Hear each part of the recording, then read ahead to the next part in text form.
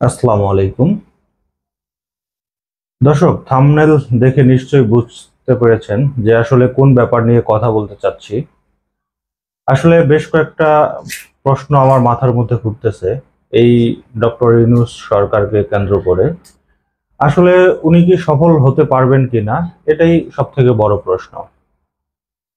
বিশেষ করে বাংলাদেশে কিন্তু এখনো দ্রব্যমূল্যের যে ঊর্ধ্বগতি, এটা কিন্তু আমরা দেখলাম যে হাসিনা পতনের দুই একদিন কিন্তু কম ছিল, দাম সব জিনিসপত্রের দাম কম ছিল।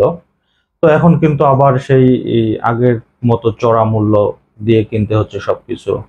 মাঝখানে একটা দুর্যোগ নিয়ে একটা দুর্যোগ ছিল, বন্যার একটা প্রভাব ছিল। বাট সেটা কিন্তু অনেকটা কেটে গেছে, কিন্তু এখন আবার যেই হারে দ্রব্যমূল্যের দাম দিন দিন বৃদ্ধি পাচ্ছে, এটা কিন্তু সরকারকে প্রশ্নবিদ্ধ করতেছে অলরেডি।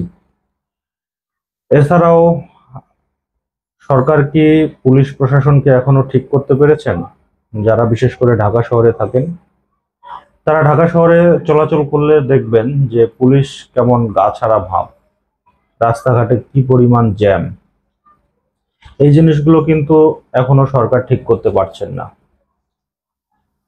এছাড়াও প্রতিদিন যেভাবে আন্দোলন হচ্ছে বিভিন্ন জায়গায়, গার্মেন্টস ফ্যাক্টরিগুলোতে, তারপরে বিভিন্ন প্রতিষ্ঠানগুলোতে আন্দোলন হচ্ছে, সেগুলো কিন্তু সরকার দমন করতে পারছেন না।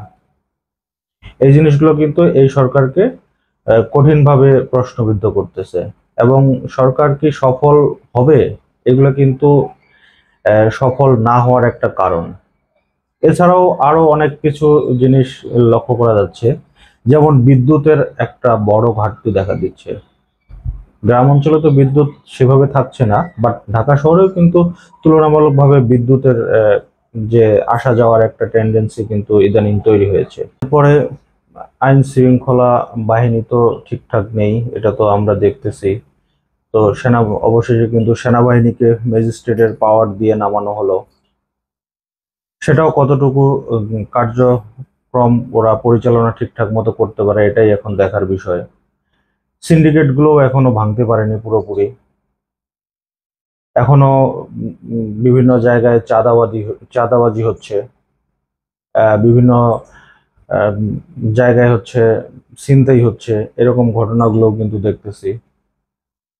এছাড়া সব থেকে বড় সমস্যা হচ্ছে, যারা বিশেষ করে বিগত সরকারের আমলে যারা মানে সব থেকে দুর্নীতিবাজ ব্যক্তি ছিল, তাদেরকেও কিন্তু ঠিকঠাক মতো ধরা হচ্ছে না। হাতে গোনা দুই একজনকে ধরা হচ্ছে, মুষ্টিমেয়রাই কিন্তু শোনা যাচ্ছে যে দেশের বাইরে চলে যাচ্ছেন।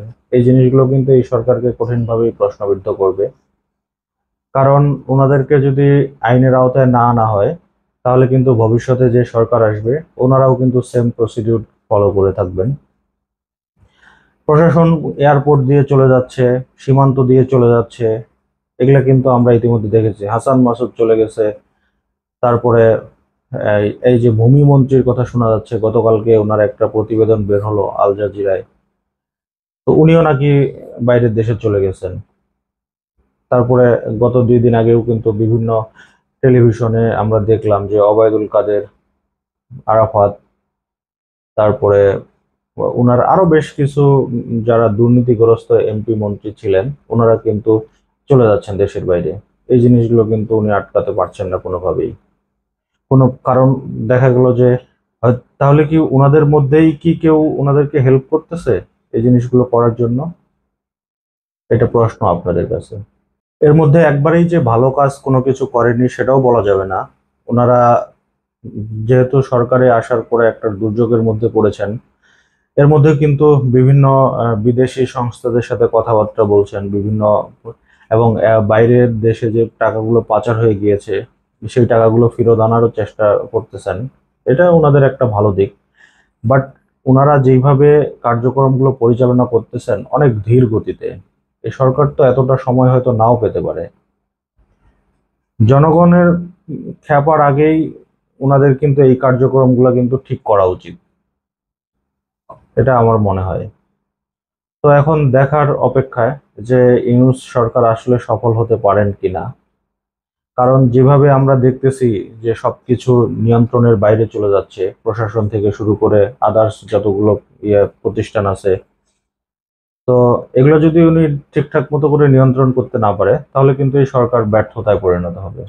তো দর্শক, আমরা আশা করি যে এই সরকার সফল হোক, এবং ইউনূস সরকার যেহেতু ওনার বহির্বিশ্বে একটা খুব ভালো ইমেজ আছে, এই ইমেজটা ক্ষুণ্ণ থাক, এই আশা করি।